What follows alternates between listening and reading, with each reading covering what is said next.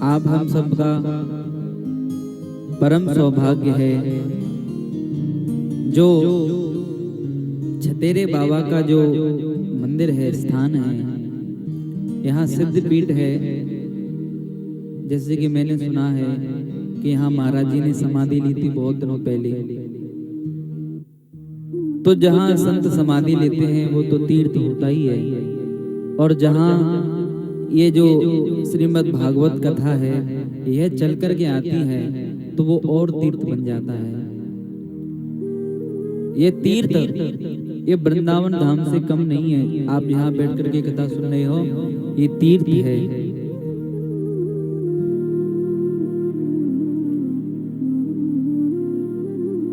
हमें 7 दिन का मौका मिला है, अपने जीवन को धन्य बनाएं, अपने जीवन को कृतार्थ करें इन 7 दिनों में कथा को सुन करके, क्योंकि संसार का काम तो जिंदगी भर का है, कभी खत्म नहीं होता। एक पूरा करोगे तो दूसरा तैयार, दूसरा पूरा करोगे तो तीसरा तैयार। अरे वहां जाना है, वहां जाना है, ये करना है, भैंस को सानी देनी है, कि ये करो कि वो करो। ये संसार का जो काम है ये जिंदगी भर का है और ये जंजाल है। गृह कारज नाना जंजाला ते अति दुर्गम सैल विशाला। जो घर का जो काम है ये जंजाल है, कभी फुर्सत नहीं मिलती काम से। लेकिन ये 7 दिन के लिए आपके पास ऐसा मौका है, इस मौके को चूकिए मत, वरना बहुत पछताओगे। क्योंकि आपको भैंस को सानी तो रोज देनी है, झाड़ू आपको रोज लगाना है, बर्तन आपको रोज धोने हैं, संसार के और भी काम है आपको रोज करने हैं।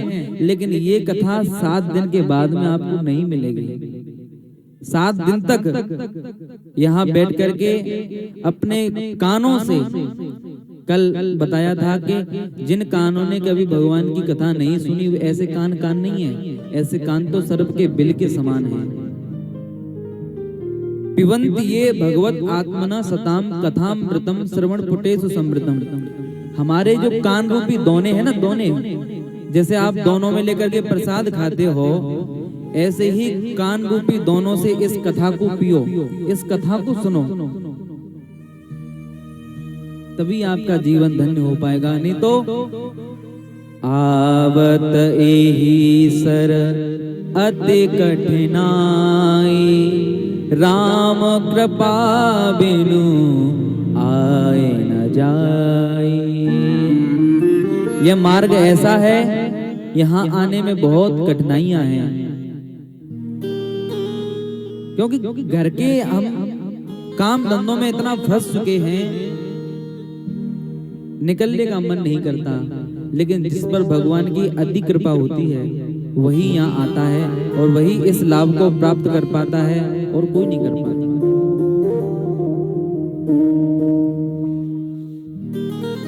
और देखो, 2 गंगा ऐसी हैं जो देवताओं को भी दुर्लभ हैं। कौन सी? एक तो भागवत गंगा, दूसरी भागीरथी गंगा। गंगा जी है ना, आप लोग स्नान करने जाते होंगे गंगा जी में, तो ये 2 गंगा स्वर्ग में नहीं है, ये केवल यहीं मृत्यु लोक में धरती पर ही है, पृथ्वी पर ही है। ये 2 गंगा देवताओं को भी दुर्लभ है और हमको सुलभता में प्राप्त हुई है। और देखो, गंगा जी में जब आप स्नान करने के लिए जाते हो तो आपके पैसे खर्च करने पड़ते कि नहीं? पैसे खर्च, किराए से तो जाओगे, बिना किराए से तो कोई नहीं ले जाएगा। या अपना खुद का वाहन हो, फिर भी डीजल तो फिर भी फूकेगा। आप गंगा जी में स्नान करने के लिए जाते हो तो वहां पैसे खर्च करके जाना पड़ता है, समय निकाल के जाना पड़ता है। और गाड़ी में अगर ज्यादा जगह हो तो धक्का मुक्की भी खानी पड़ती है, थोड़ा दमना भी पड़ता है। गंगा जी में पहुंच गए, पहुंच करके अगर थोड़े स्नान करने के लिए थोड़े आगे पहुंच गए, थोड़े गहरे में चले गए तो गोविंदाय नमो नमः। थोड़े से गहरे चले गए तो गोविंदाय नमो नमः। एक वो गंगा है और एक ये गंगा है, ये भागवत गंगा।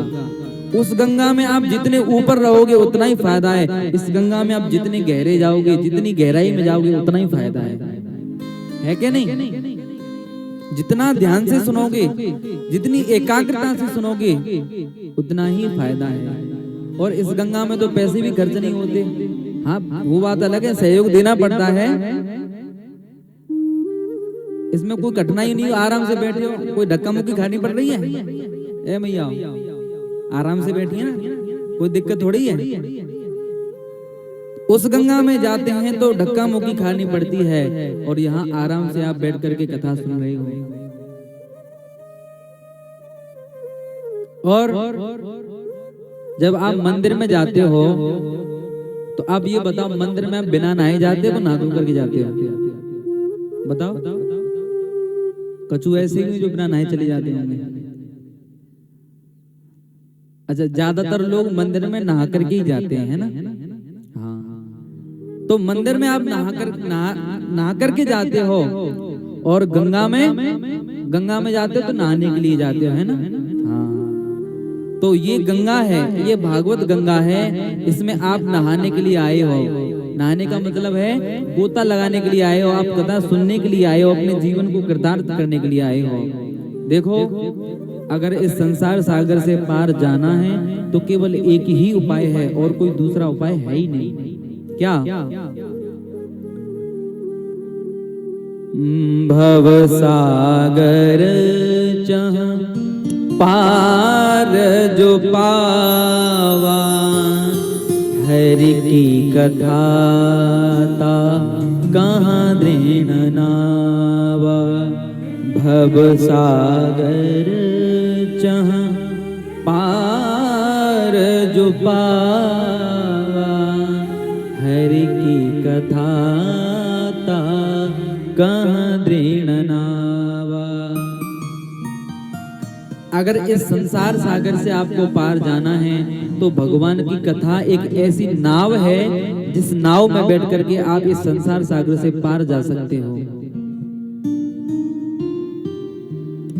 देखो, इस संसार को समुद्र की उपमा दी है। समुद्र की उपमा क्यों दी है? क्योंकि समुद्र में और संसार में कुछ विशेषताएं, कुछ समानताएं हैं, समानताएं हैं। क्या समानताएं हैं? आपने कभी आप किसी ने समुद्र देखा है? हमने तो देखा है। आप लोगों में से किसी ने समुद्र देखा है? नहीं देखा। अब टीवी में तो देखा होगा, मोबाइल में देखा होगा, आजकल तो मोबाइल। अच्छा, देखा है, टीवी में ही देखा होगा। अच्छा, सामने से देखा है, ठीक। देखो, कोई बात हम पूछा करें तो आप हमें उत्तर दिया करो, जिससे हमको लगता है कि हमारी बात आपके समझ में आ रही है। समझ में आ रही है सबको? आवाज आ रही है मेरी? अरे हाँ, तो सिर तो हिला दिया करो। जो भगवान ने स्प्रिंग लगाई है सिर में, इसलिए तो बनाई है। तो समुद्र, दूर से जब हम समुद्र को देखते हैं तो बड़ा, उसका पानी बड़ा स्वच्छ दिखाई देता है, बड़ा निर्मल दिखाई देता है। और कोई उसके पास में जाए और पास में किसी व्यक्ति को प्यास लगी हो, और प्यास लगी हो, उस समुद्र का पानी थोड़ा पी करके देखे तो कितना खारा होता है ना? हमने पिया है, बहुत खारा। समुद्र व्यक्ति की प्यास नहीं बुझा सकता। ऐसे ही ये संसार है। ये संसार बाहर से तो बहुत चमकीला दिखाई देता है, बड़ा आकर्षित, अपनी ओर आकर्षित करता है। संसार के लोग, संसार की बातें, संसार की चर्चाएं बाहर से तो बहुत आकर्षित करती हैं, लेकिन जब इसका अनुभव होता है, अनुभव में जो खाराई है, अनुभव जब हो जाता है, जब किसी आप लोग यहाँ ऐसे भी कुछ लोग ऐसे बैठे जिनका विवाह नहीं हुआ है ना, तो वो सोचते हैं अरे विवाह करके देखें कितना अच्छा लगता है ना। और जब विवाह हो जाता है फिर को हाँ सुखी हो, अरे क्या बताएं बहुत दुखी हैं। इससे तो अच्छा ब्याह ही नहीं करते, शादी नहीं करते, बड़े सुखी रहते। पहले बड़े सुखी थे, अब तो बड़े जंजाल में फंस गए। पत्नी कहती है मेरे लिए साड़ी ले आओ, बच्चे कहते हैं मेरे लिए पापा कपड़े ले आओ, कभी कुछ ले आओ, कभी क्रीम ले आओ, कभी पाउडर ले आओ। हम आपसे अच्छे तो हम ही हैं, बाबा जी बनेंगे, कोई किसी प्रकार की कोई टेंशन नहीं है, कोई चिंता नहीं है, बड़े मस्त रहते हैं, आनंद में रहते हैं। ना वहां जाना है, ना व्यवहार निभाना है, आराम से भगवान का भजन करते हैं, मस्त रहते हैं। तो ये जो संसार है बाहर से तो हमें आकर्षित करता है, लेकिन जब इसका अनुभव होता है तो अनुभव में खराई है। देखो समुद्र में बहुत सारी लहरें ऐसी आ जाती है जो ऊंचा